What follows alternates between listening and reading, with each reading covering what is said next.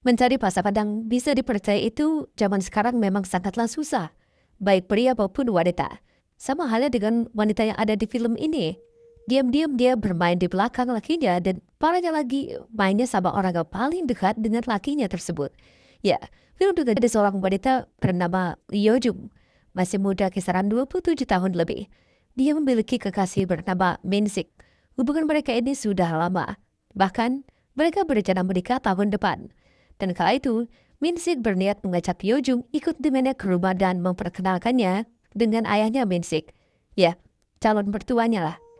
Min Sik tinggal berdua saja dengan ayahnya, sementara sang ibu tidak diketahui keberadaannya. Dan tidak dijelaskan secara detail di film ini. Ayahnya Min Sik sangat suka dengan perkenalan itu. Yo Jung terlihat sopan dan baik. Ya, dengan kata lain, ayahnya Min Sik merestui mereka berdua. Yang penting, mereka bisa saling menjaga satu sama lain. Namun, 3 bulan sejak perkenalan itu, mereka malah dikabarkan putus. Entah apa yang terjadi. Yo Jung mencoba menelpon Min Sik berusaha ingin balikan lagi. Tapi sepertinya tidak ada harapan. Bisa dibilang kalau mungkin Yo Jung bakal gagal menikah. Dia tidak punya pekerjaan untuk bertahan hidup. Sampai suatu hari dia ketemu sama teman lamanya bernama Jisoo. Dia butuh pekerjaan. Sudah lama kesana kemari, tapi belum juga diterima. Jisoo akhirnya membantu Yo Jung mendapatkan pekerjaan di kafe milik temannya. Sayangnya, itu bukan kafe biasa, tapi lebih ke kafe enak-enak. Ya, tahu aja lah maksudnya. Yo Jung langsung dites apakah layak bekerja atau tidak. Ya, tentu saja. Hasilnya dia pasti lolos. Yo Jung mulai bekerja hingga beberapa bulan kemudian, dia mendapatkan tamu baru untuknya. Ternyata, tamu itu adalah ayahnya Min Sik. Mereka sama-sama terlihat canggung. Meski begitu, Yo Jung bersikap profesional. Ayahnya Min Sik juga menyayangkan kenapa Yo Jung bisa putusan sama Min Sik. Tapi bukan itu tujuannya ke sana. Ya, pada akhirnya ayahnya Min Sik dan Yo Jung bertempur. Lalu mereka meminta kejadian ini tertutup rapat-rapat.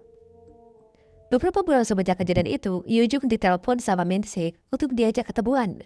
Intinya dia ingin balikan lagi. Dia mengaku salah dan ingin berubah. Dan pada akhirnya mereka balikan dan begituan. Dan rencana pernikahan mereka bakal dilanjut kembali. Mereka mendatangi ayahnya Min Sik. Tentu saja, Yo Jung merasa canggung. Apalagi dia dan ayahnya Min Sik punya pengalaman yang membagongkan. Ini memang tidak seharusnya terjadi. Yo Jung cerita sama temannya kalau dia pernah main sama ayah dari kekasihnya itu. Dia berharap Min Sik tidak tahu akan hal ini. 1 tahun berlalu, Min Sik dan Yo Jung akhirnya menikah. Mereka kini satu rumah. Tapi yang membagongkan ketika Min Sik pergi kerja, Yo Jung malah begitu sama ayahnya Min Sik. Ini parah sih. Bahkan mereka mulai saling menaruh hati satu sama lain. Hal itu mereka lakukan berulang-ulang.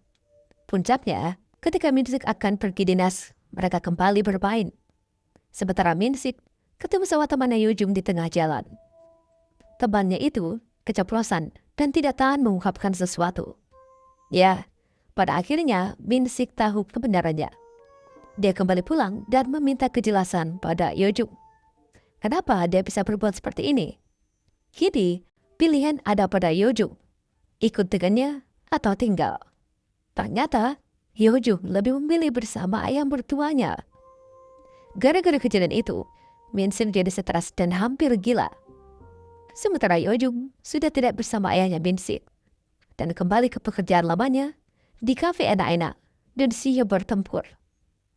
Ya, itulah tadi alur cerita film B, Girlfriend. Jika kalian suka dengan video ini, jangan lupa untuk tekan like dan sampai jumpa.